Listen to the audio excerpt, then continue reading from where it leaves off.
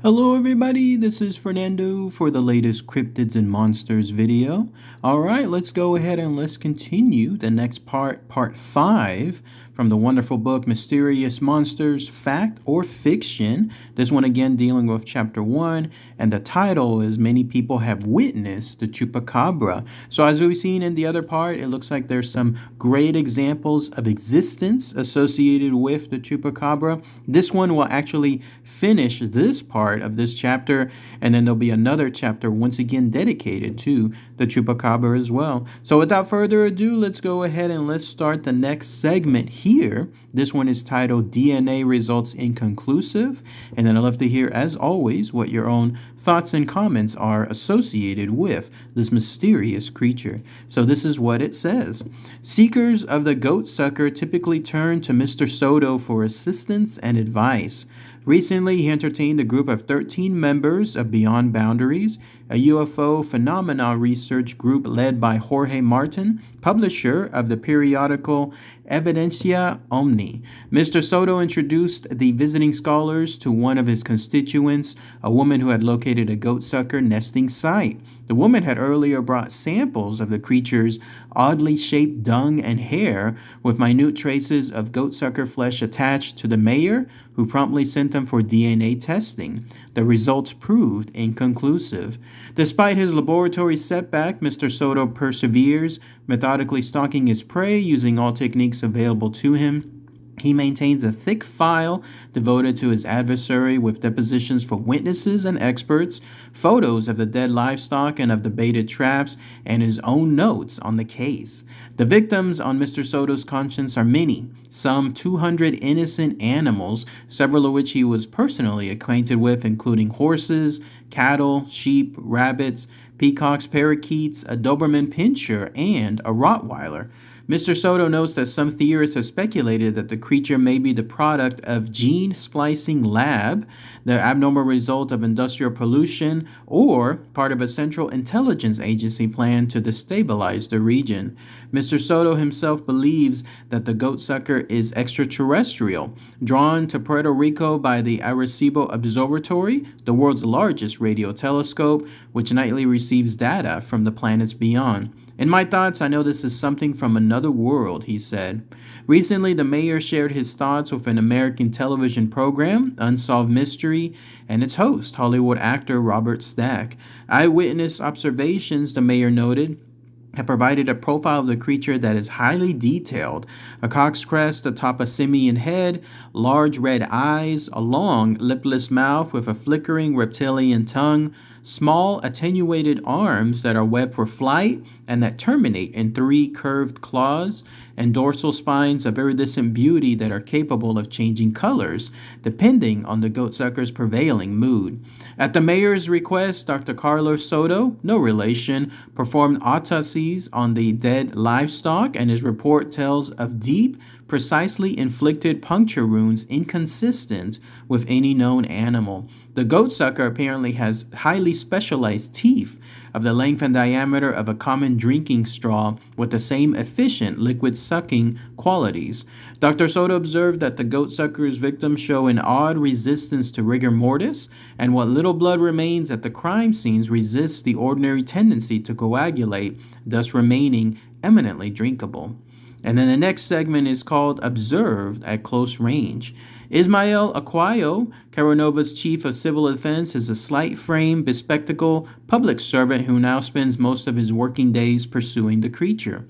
On a recent muggy afternoon, he agreed to lead this reporter on a round of goatsucker-related investigations. Mr. Aquayo climbed into one of his department's large utility trucks and then set out for the fern-shrouded rainforest. Known locally as El Yunque, the rainforest is the last remaining expanse of wilderness in this densely populated commonwealth of 4 million people. Among the practitioners of the island's many Afro-Caribbean religions, such as Santeria and Oba, El Yunque remains a place of mystical power. Not infrequently, foresters discover small altars alongside the rivers, specked with blood and ceremonial wax. Sacrificed chickens, their throats slit, can be seen floating down the forest's many streams, surprising tourists and picnickers from the city of San Juan. Arriving at Campo Rico, a barrier of 3,000 people, Mr. Aquio turned onto a side street and parked beside a tin-roofed garage where he spoke for a moment with Miguel Tolentino, 35, an automobile mechanic and the husband of Madeline Tolentino, the woman who spied the creature while hanging out her laundry. Early on the morning in question, Mr. Tolentino had just begun repairs on a truck when, opening the hood, he flushed a goat sucker from its resting place beneath the vehicle. He saw it only for a second before it leaped away.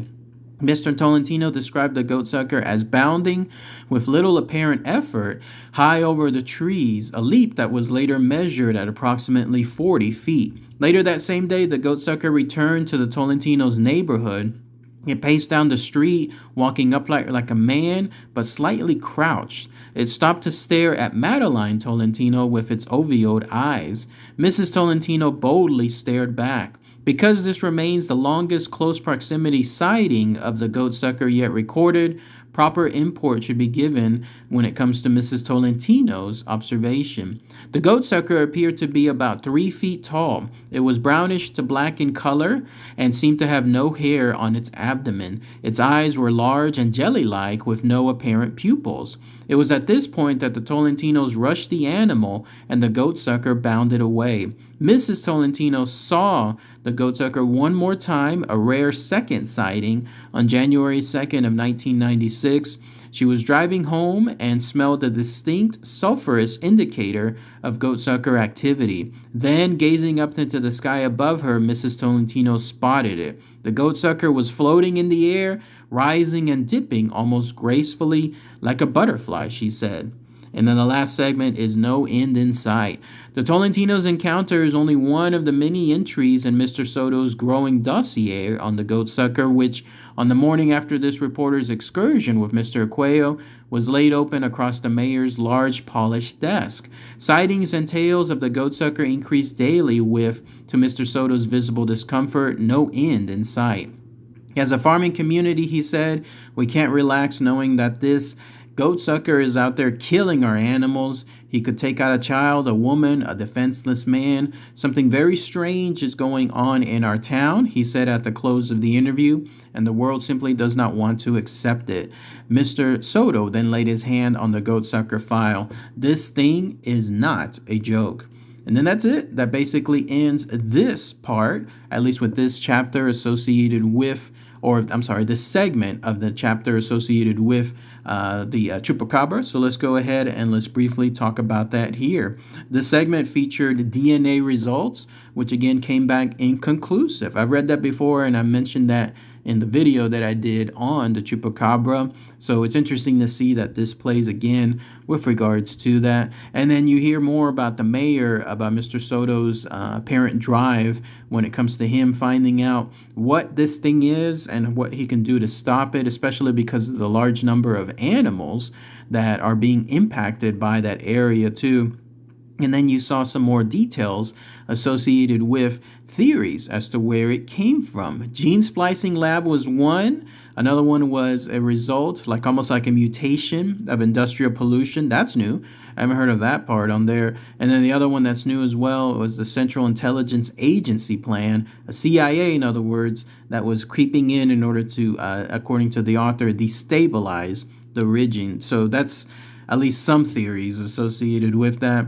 And then finally, we had the part ending with some observations, some close observations, including what could be a rare one with Mrs. Tolentino having not just one, but two actual sightings, one of them being a very close up front one with her staring at it for a good while. That gave her the option to be able to then showcase so many of its features in clear detail, including its height being about 3 feet tall, brownish to black coloring, no hair, just as is described with many other encounters, and then also having those eyes being described as large and jelly-like, and then also with no pupils. But most importantly, she had the second sighting too, where she saw it flying into the air and it was floating almost gracefully like a butterfly, as she stated. So interesting stuff. So that pretty much again wraps up this part of this chapter. The chapter continues with another one, once again dealing with the chupacabras.